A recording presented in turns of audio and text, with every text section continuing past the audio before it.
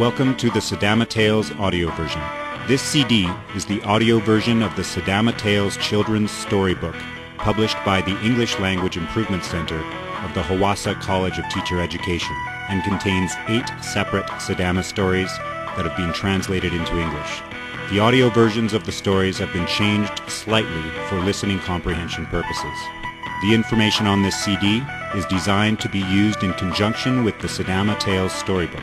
It can easily be integrated into English listening comprehension classes and can be used individually by students for their own independent listening practice. English teachers can use this material with the quick comprehension activities found at the end of each story in the Sidama Tales storybook. The story titles are as follows. Story 1 is titled Kininama. Story 2 is titled Pretty Little Fura Before She Became Queen. Story 3 is titled Queen Fura After She Became Queen. Story 4 is titled The Monkey and the Crocodile. Story 5 is titled The King and His Impossible Orders. Story 6 is titled The Man and His 3 Children. Story 7 is titled The Rich Man and the Thieves. And Story 8 is titled The 2 Friends.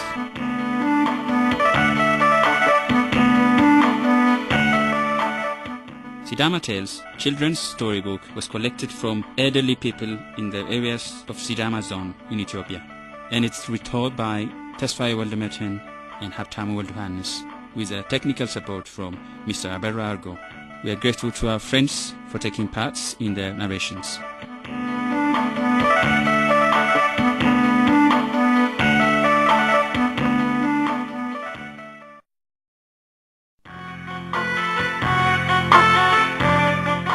Kininama. Kininama is a young Sidama shepherdess. She lives in a huge cave with a giant boulder as its door, and has many goats, which she usually takes out to graze in the fields. But Kininama has 2 big problems. Her first big problem is a leopard, who always tries to steal her kids. And the other problem is a hyena that always troubles her. But her biggest enemy is the leopard. She used to try to fool the leopard. She would get up in the morning, take her goats out of the cave, opening the giant boulder door by saying, "My huge cave, open your gates." And when the boulder rolled back, she would walk out with her kids. Then she would speak loudly. "Today I am going to take my goats to graze at Digare." And instead of going to Digare, she would go to Temere. Or on another day, she would get up and say, "Today I am going to Temere." But instead, she would go to Digare. Every day she would try to trick the leopard in this fashion. She would go out of her cave saying, "My great cave, open your gates. My great cave, close your gates." And she always made sure that the leopard or the hyena was listening to her. The leopard used to look at her beautiful kids and salivate and think of how he could trick her. One day, the leopard hid in a tree just above the cave. Kininama looked out and she didn't see the leopard, the hyena, or anybody. And in her voice she said, nice and loud, "My cave, close your gates." And she went away. The leopard jumped down from the tree and ran up to the cave and said, "My cave, open your gates." And the cave did open, and he went in and hid himself up on a perch. Kininama came back to her cave. She said her usual, "My great cave, open your gates." The boulder rolled back, and she went in with all her kids. She said, "My great cave, close your gates." And the boulder rolled back. Then she sat down and started lighting a fire, but the leopard was on the perch. The leopard started salivating, and a drop of his saliva fell into the fire. All of a sudden, she knew that the leopard was in the cave. She could also smell his scent. Kininama said to herself, "I can smell the scent of my lord. He must be in this cave." The leopard began blowing down on the fire. Another drop of saliva fell down. Kininama said again, "I'm sure my lord is in the cave. I can smell his scent very strongly." This time, the leopard responded, "Yes, I'm in the cave. Now, what do you prefer? Do you want me to jump down and chase you? Or shall I jump down onto your fattest kid, Warpo, and eat him?" She replied, "Oh, my lord, you know I have been rearing this fat kid Warpo for you. Why should you jump down on me? Jump down and eat Warpo. He's all yours." The leopard pounced down and grabbed the fat kid Warpo. "Now, my great lord, Shall I prepare the meat for you? Kininama asked. The leopard replied with a smile. Yes, that would be nice of you. She skinned the kid and she said, I need some water to boil the meat. The leopard let her go out and get the water from the river. But at the river, she picked up a giant white stone called chalalaka, and she brought the stone back in and covered it with the white fat of Warpo the kid. She put the chalalaka that was covered in fat on the fire and let it become warm. The leopard was very hungry and salivating and licking his lips. And she said, My lord, let me feed you. Do open your mouth very wide. He opened his mouth wide, and she put the fat-covered chalalaka into his mouth, which immediately put him into a deep sleep.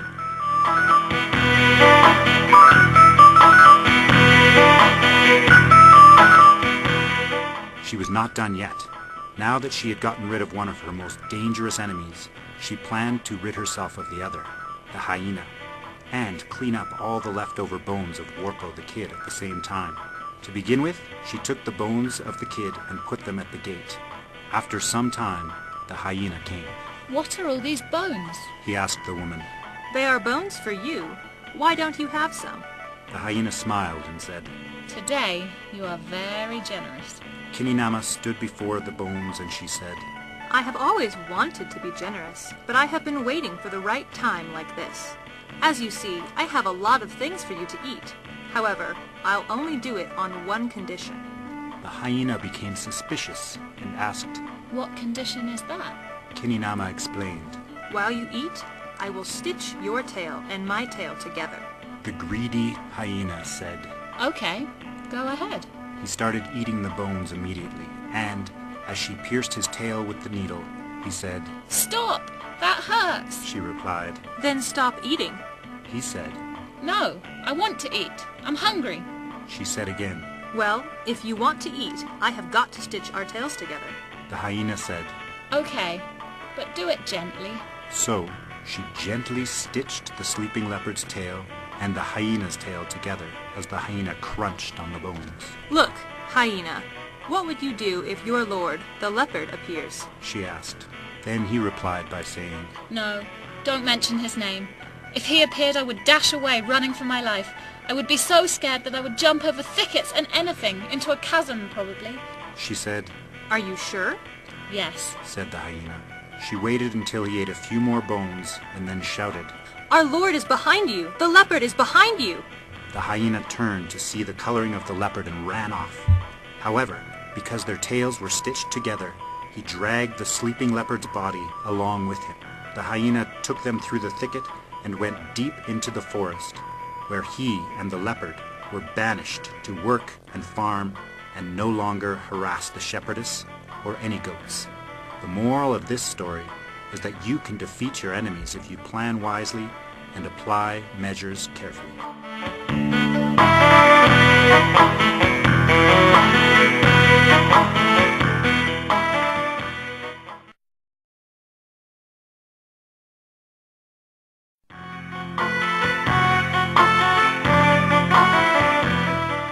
Pretty Little Fura, Part 1, Before She Became Queen. Once upon a time, there was a well-respected king named Dingamokoya who ruled the Sidama people for a long time. He was known for his bravery and fair leadership. One day, he wanted to know how his mother was doing. His mother lived far away, and he had not seen or heard from her in years.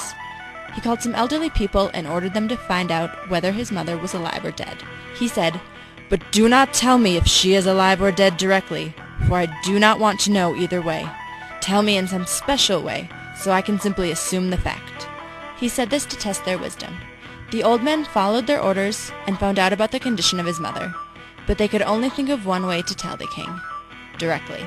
As they were gathered and talking, a pretty little girl walked along the side of the road. Her name was Fura. She stopped and asked why they were all sitting there. But because Fura was a little girl, none of them were willing to tell her what they were talking about. But she insisted and said, "Maybe I can help. Tell me."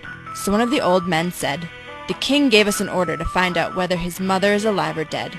And we did find out. But we don't know how to tell him of his mother's condition. He said that he doesn't want to hear a direct answer. We have been trying all day to find a way to tell him indirectly. but we can think of no way other than just to tell him the truth. Fura thought about it and said, "There is a way. In Sidama culture, if someone is dead, people shave their hair to show their sadness. So she told them to shave one side of their hair and leave the other side as it was.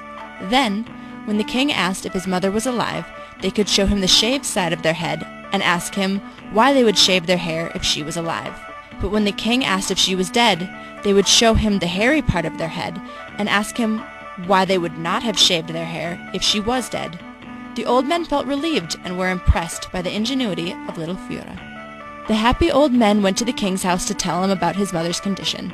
"Your Majesty, we have found out about your mother's condition." "What has happened to her?" the king asked. "Is she alive?" One of the old men turned one side of his head to the king and said, "Look, why would we have shaved our hair if your mother was alive?" The king asked, "Is she dead?" Another old man turned the other side of his head to the king and responded, "Your Majesty, why would we not shave our hair if your mother was dead?" The king appreciated the way they had presented his mother's condition to him, and he asked them whose idea it was, and they told him that it was pretty little Fura's. The king said, "I would like to marry this wise girl." So he sent the old men to Fura's father's house in order to propose marriage, according to the traditions of the Sidama people. But her father refused to let his little daughter marry the king because she was too young. The king accepted the rejection for the time being. But Fura did not like her father's decision. She thought it would be dignified to marry a much-respected, wise king, so she wanted to find a mature way to convince her father to allow the king to marry her. One day, she cooked loads of cabbage in a very small pot. Her father asked, "My daughter, how could you cook all that cabbage in such a very small pot? How could that be possible?" Fura answered, saying, "You see, this small pot can surprise you and hold all of this cabbage, just like I can surprise you by being big and mature enough to marry the king." Her father was convinced of the maturity of his daughter after her very intelligent display. He allowed the king to marry pretty little Fura, but he insisted that the king wait until she became both physically and mentally mature. According to her dad's wish, the king married Fura after some years, and after the king's death several years later, Fura ruled the Sidama people.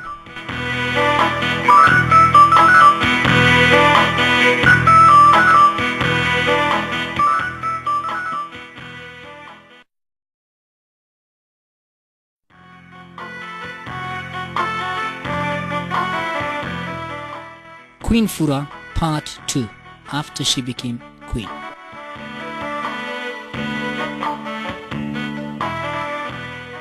Queen Fura was a very famous ruler in Sidama, who taught all the women how to behave. In fact, they still follow her teachings to this day. Queen Fura was very wise.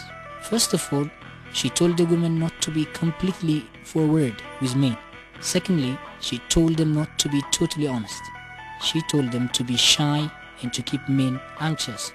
She also told them to never expose their bodies to men in public, and that they should cover their bodies from knee to waist. The last thing she told them was that a woman should take good care of herself because men are attracted by external beauty. On the other hand, however, Queen Fura was known for being very rude to men. She gave them all sorts of impossible commands. She would say, "Go to the river and bring me back water in a sieve." Or she would tell men to make big tubs out of very thin grasses. Or she would pull out one of her long hairs and tell them to divide it into 6. Some days she asked men to build her a house on another planet or suspended in the air. Most of these men were short and bald too. As they were aware that they could not build a house up in the air, they claimed that the foundation of the house should be installed by the owner of the house, and they could carry on from that. Fura understood that she was the owner, and of course there was no way for her to fly up and install the foundation of the house, so she gave up this plan. But of all the things that Queen Fura did, what is remembered the most is how much she hated bald and short men. This was because she was always afraid that bald and short men might one day take over her power. One day, she ordered that all short and bald men should disappear. Hundreds and hundreds disappeared, except for one short and bald man. The short and bald man wore shoes with big heels and a wig, so he survived. Some say he invented high heels and wigs.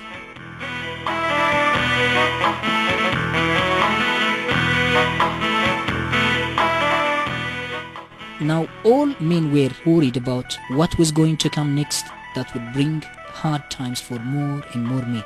They thought that maybe they should make her disappear too, but that posed two big problems.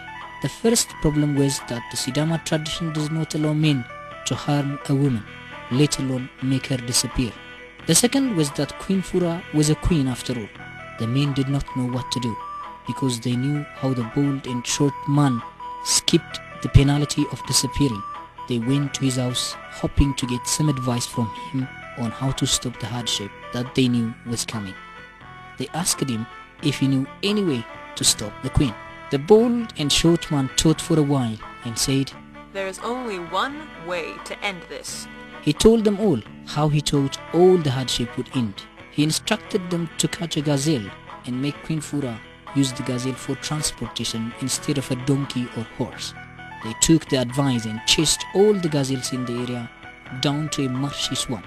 They managed to catch one when it got bogged down in the marsh. They called the queen and said, You are a great queen. You shouldn't ride a normal animal. You should ride the tall, elegant gazelle.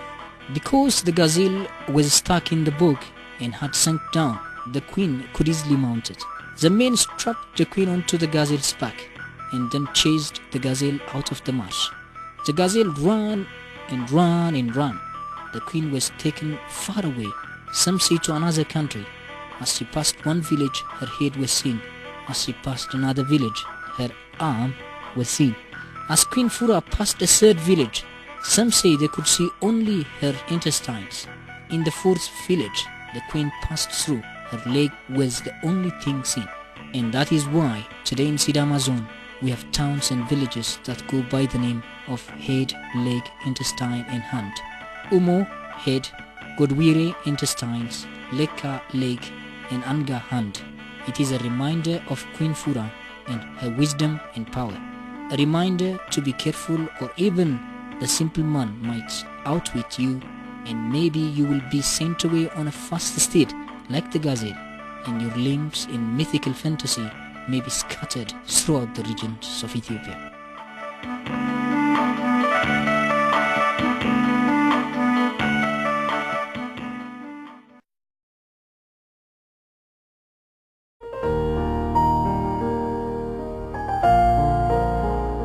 The Crocodile and the Monkey.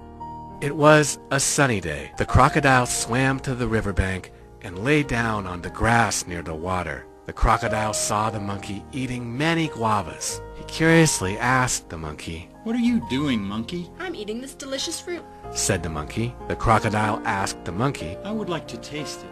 Can you throw me some?" The monkey then threw 4 guavas to the crocodile. The crocodile ate 2 and took the remaining 2 guavas home to his wife. After eating the delicious guava fruits, the wife asked her husband, "From where did you get such tasty fruits?" The crocodile replied, "My friend gave them to me." She asked her husband to bring her some more the next day. The crocodile begged the monkey for some more guava fruits and brought them to his wife again. The crocodile went to a different place, searching for food. His wife was so worried that a very cruel thought came to her mind. "If he marries his friend, he will then divorce me," she said to herself. "I have to do something." She planned to pretend to be very sick. She said again to herself, "When my husband returns home, I will tell him that I am very sick. I will tell him that the doctor ordered me to have the heart of a monkey as a medicine." When the crocodile returned home, she told him what she had planned all day. He felt very sad. He thought for a long period of time and decided to bring the monkey home. "I have to value the mother of my children more than the monkey," he said to himself. He went to the monkey and said, "Hey, monkey." "Hello, crocodile," said the monkey. The crocodile said, "For so many occasions you have been inviting me. Now it is my turn. I would like to invite you to feast at my house." The monkey said yes to the invitation without any hesitation. The crocodile carried the monkey on his back and took her into the deep water and said, "I brought you here not to invite you for a feast. I brought you here to take out your heart and use it to heal my sick wife. The doctor said your heart is a medicine." The monkey genially replied, "You should have told me earlier. Monkeys usually hang their heart on a branch of a tree when they go down to the ground. Let's go and bring my heart from the branches of the tree. The crocodile felt quite sad and asked the monkey if they could go back and bring her heart. The monkey agreed quickly, saying, Let's not waste time. Let's go quickly and bring the heart back. The crocodile carried the monkey on his back again and took her to the tree. The monkey quickly climbed on the tree and started laughing out loud. The monkey said to the crocodile, You fool, you fool. Where do you see the heart of a monkey on the tree? The crocodile felt very ashamed when he knew that the monkey had fooled him.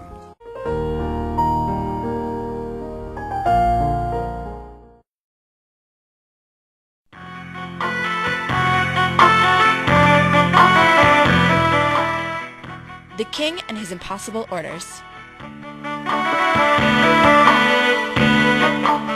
There once was a king who gave his people a hard time by telling them to do difficult things.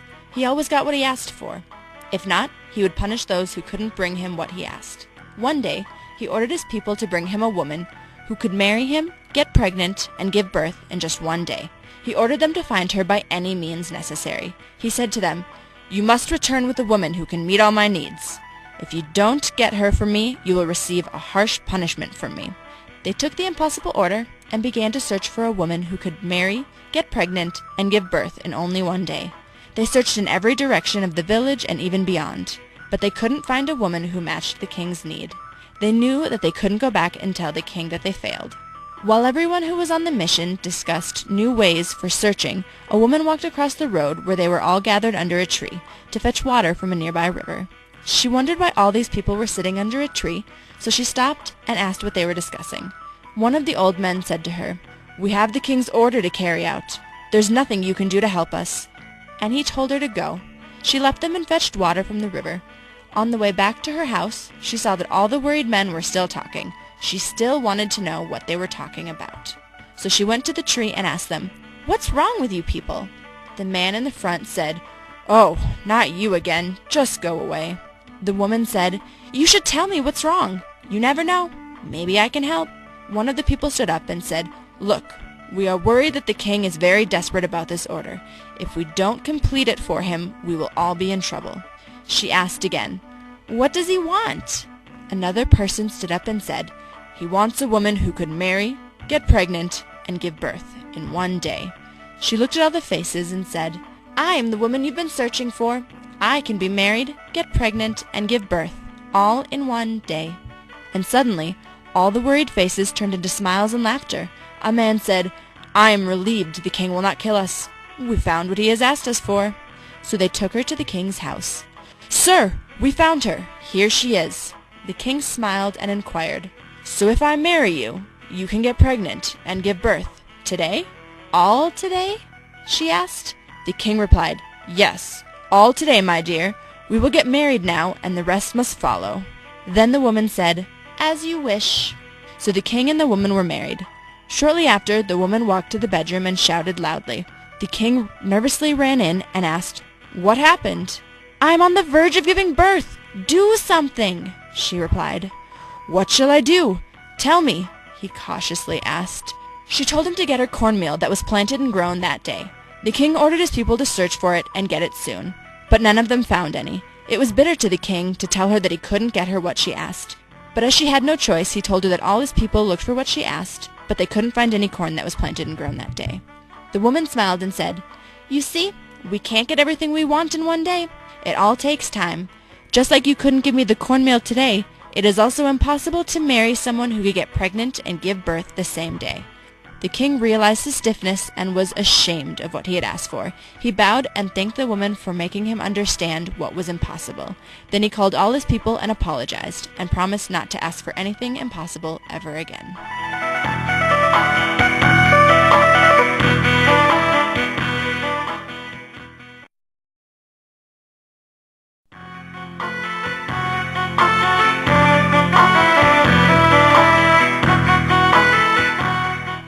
The Man and His 3 Children. Many years ago, there lived a very rich man with his lovely wife. One day, the man went on a long journey, on a quest while his wife was pregnant. After he left on his journey, his wife gave birth to 3 different children, a snake, a monkey, and a hawk. When the husband returned from his long quest, he asked his wife, What did you give birth to? A son or a daughter? His wife sorrowfully replied, I am very confused. I don't understand what I gave birth to. The husband then thoughtfully said to his wife, It's our fate. We don't have to complain. We just have to raise the children. Eventually, all of the children abandoned their family and disappeared. The snake left the family, slowly slithering in long, twisting curves into a hole in a jungle far, far away. The monkey quickly jumped from one bush to another and slowly dashed from sight, leaping into a huge tree in the nearby forest. The hawk flew up high into the sky and disappeared. The family became very sad. The mother eventually died, and the man became very poor. He was not even able to afford food to feed himself. Then, one day, a long time later, the monkey came to visit his family. The monkey asked his father, Father, what happened? My son, your mother died and I became very poor. The monkey felt very sad about the death of his mother and the misfortunes of his father. He asked his father again, What can I do for you now, my dearest father? The man replied, I have no food. I need something to eat. The monkey called on his friends and went to the nearby farms. They collected plenty of corn and brought it to the man. The monkey asked again, I brought you enough food. What more do you want me to bring you? The man joyfully said to his son, I told you I'm poor now. I have nothing to wear at night. I suffer from the night's cold. I need a blanket for the night. I need a blanket for the night time. The monkey told his father that the hawk would come next week and he could ask the hawk for the blanket, and then he left. The hawk came to visit her family 1 week later, just as the monkey foretold. The hawk asked her father, Father, what happened? The man replied, My daughter, your mother died and I became very poor. The hawk felt very sad about the death of her mother and the misfortunes of her father. She asked her father, What can I do for you now, my dearest father? The man replied, I have nothing to wear at night. I suffer from the night's cold.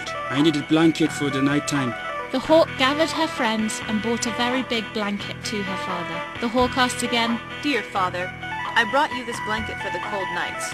What more do you want me to bring you? The man gratefully said to his daughter, You see, I don't have wife. I have no cattle and I have no shelter.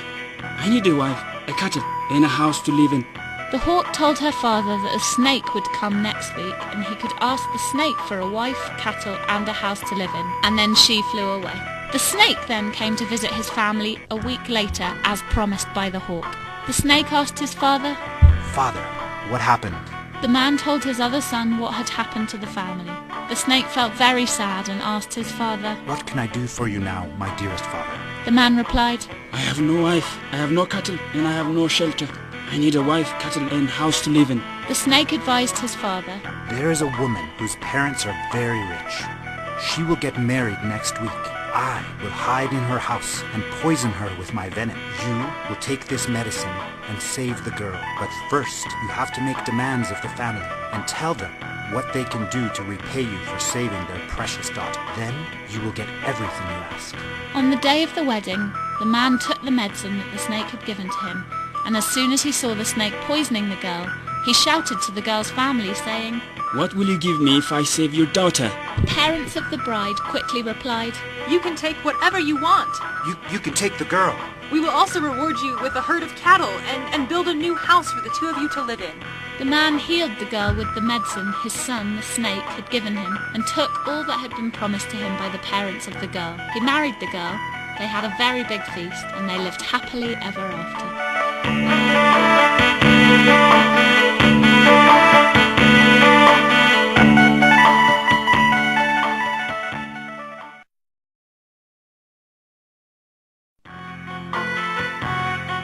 The Rich Man and the Thieves. Long ago, there was a very rich man who lived in a small village. The rich man avoided trouble and argument with the people in that small village for many years. The rich man, afraid of quarrel and trouble, spent much of his time sitting under a local warka tree. One day, the rich man decided to go home for lunch. While he was away, 3 thieves stole a goat and brought it to his tree. They then slaughtered the goat, sliced the meat, and quickly left meat hanging in the branches of the tree. As usual, the rich man returned back to the tree to rest, not knowing what the thieves had done. Suddenly, the 3 thieves came out of nowhere and barked at the man. "We lost a goat," one of the thieves shouted. "Have you seen it?" The man looked at the 3 thieves very suspiciously and replied, I haven't seen a goat today. Why do you bring trouble and argument to me? I'm a peaceful person. The thieves whispered to each other and said to the man, "You stole our goat. Look, you have sliced the meat into pieces and hung it in the branches of this tree so that we wouldn't know that it was from our goat." The thieves then decided to take the man to the police. They described what happened to the police and falsely accused him of stealing their goat. The policemen put the man into the village jail. The thieves saw this as a great opportunity to rob the rich man's house and steal his cattle. They hid themselves in the house, one in the bedroom under the bed, the second on the roof of the cattle barn, and the third behind the door to wait for the family to fall asleep. The thieves were eagerly waiting for the moment to steal all the cattle in the shed. However, all of the members of the family stayed up late praying and waiting for the safe return of their father. Meanwhile, the local elders told the police that the rich man is a very generous and peaceful man, and that he should be released from prison. After a brief discussion, the local police decided to free the man from the local jail. The man quickly rushed back to his house and family. His wife was very angry. She said, "What is wrong with you? You always say you avoid trouble, and you spend your whole day under the shade of a tree. All you do is sit idle and eat food." The man replied very slowly. He politely asked his wife to calm down so he could tell her what had happened to him.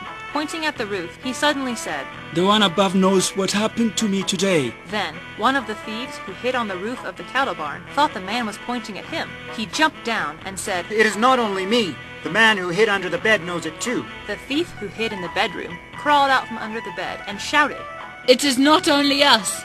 The man who hid behind the door knows it too. We are in this together." One by one, the thieves revealed themselves.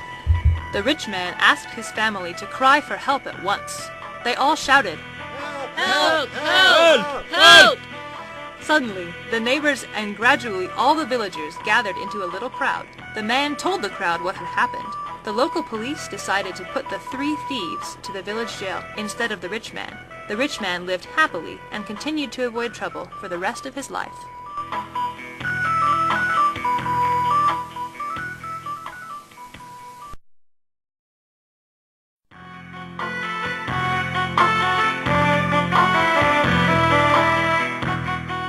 The Two Friends, the story of a goat and a sheep.